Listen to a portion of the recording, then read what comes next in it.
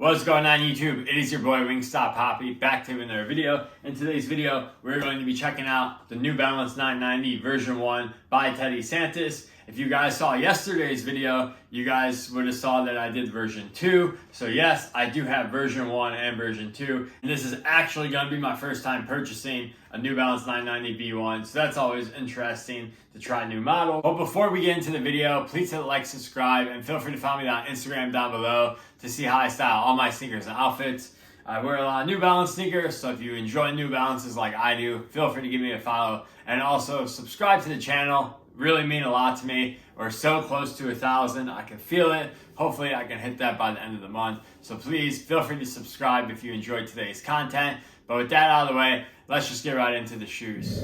All right, so I'm gonna quickly run through this box. It's pretty much the same box as the 990 V2 yesterday. Well, it is the same box. The only difference is the size label. So the size label reads M990 TA1, size 10. So yeah, pretty standard New Balance box, cream, red MB logo. Nothing too crazy special. Of course, you do get the retro card as well. As you can see, on the front here, you can see that this is actually going to be all the Teddy Santis New Balances that are going to be coming out in the future. And also you have like the 990 series on the back here. So pretty cool retro card. Extra laces, you're going to get a white pair of laces. They come with cream laces in the shoe, which you'll see. So pretty much the opposite of yesterday's video. Yesterday's video, the 990 V2 came with the white laces already in the shoe and the cream laces are extra. And today it's pretty much just the opposite of that. So there's your white laces. Out of the way, let's get into the shoe. And here they are, the New Balance 990 V1 by Teddy Santis. So once again, for those who don't know, Teddy Santis is the founder of Aimé Leon Dore, and he is the creative director for New Balance's Made line. So he's been working on a full set of like New Balance 990s, version 1, version 2s, version 3, version 4s. Not version 5s, but he also is working on the 990 V6 as well. But regardless, we're gonna get a bunch of more Teddy Santis colorways dropping on various 990 models throughout the year. Hence, that's what that retro card was showing. But getting into this one, this is the first colorway that released. And once again, you got the gray cream colorway, pretty nice.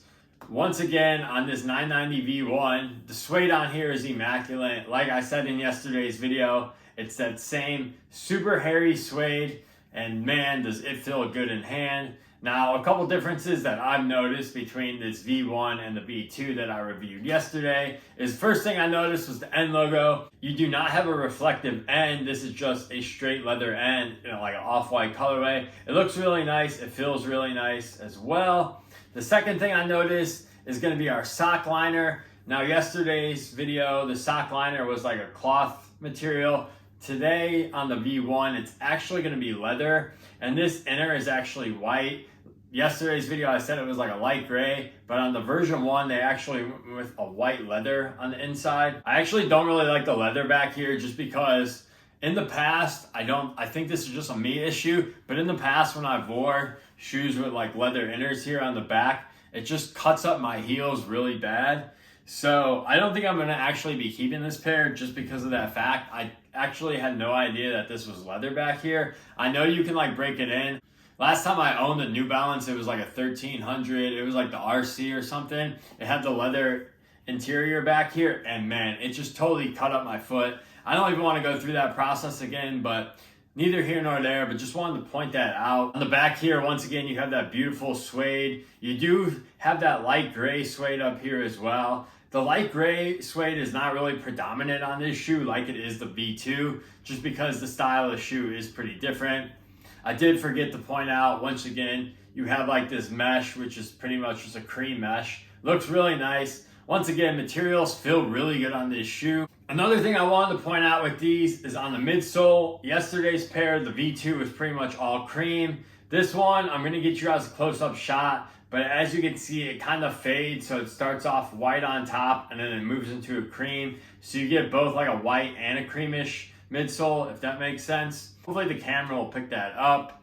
And then our bottom is just going to be this all black Vibram outsole, which is pretty nice. And also another difference is going to be our tongue. You're actually going to get a mesh tongue on these, which in yesterday's video, the V2, you got a nice suede tongue. But once again, the mesh does feel really nice. And overall, I'm getting huge New Balance 574 vibes when I look at these. So last week when these dropped, the V1, the V2, the V3, they all dropped at the same time. I entered the queue on New Balance and I was like 22,000. So I figured I had no chance at getting any of the three. However, I logged on to Kith at like 10:01 and they had the V1 in my size still sitting there. So I decided to go ahead and grab it. And I was like, maybe I'll like the V1 after all, after I get it in hand.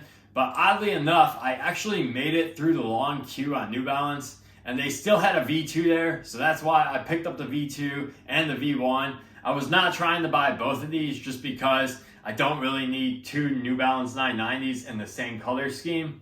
It would be cool to complete the set, but I'm not really like a sneaker collector like that, and I just don't think that's necessary for me. Neither here nor there, this is a super nice pair nonetheless. For sizing on these, I go down half a size and on my New Balance Made in USA pairs, and for these, same thing, half size down fit absolutely perfect. So that would be my suggestion.